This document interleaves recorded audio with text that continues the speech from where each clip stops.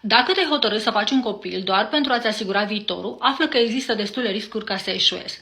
Primul ar fi că nu-l poți face pe tată să-și iubească copilul atâta timp cât nu a fost decizia lui de a deveni tată. Da, este posibil ca treptat sau cu puțin noroc, chiar din prima clipă de când își vede copilul, el să-și dorească să facă parte din viața lui. Dar, repet, am spus, cu puțin noroc.